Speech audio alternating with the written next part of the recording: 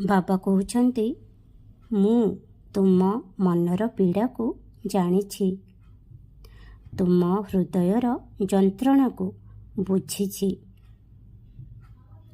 ଏମିତି ବି ତୁମକୁ କେହି ସମର୍ଥନ କରିନାହାନ୍ତି, ଏହା ମଧ୍ୟ ମୋତେ ଜଣାଅଛି।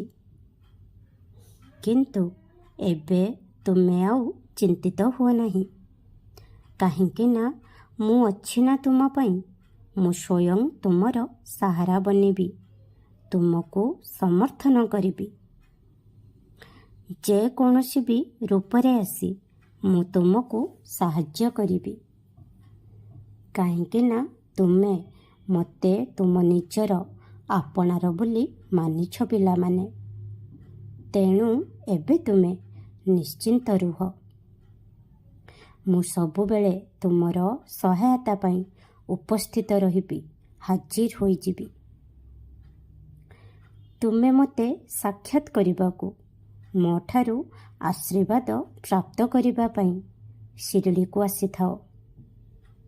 କିନ୍ତୁ ତୁମେ ସବୁବେଳେ ଭୁଲି ଯାଉଛ ଯେ ବାସ୍ତବରେ ଶିରିଡ଼ି ତ ତୁମ ଭିତରେ ହିଁ ବିରାଜମାନ, କାହିଁକି ନା ମୋର ଉପସ୍ଥିତି ବା ମୋର ବାସ ତୁମ ହୃଦୟରେ ହିଁ ଅଟେ।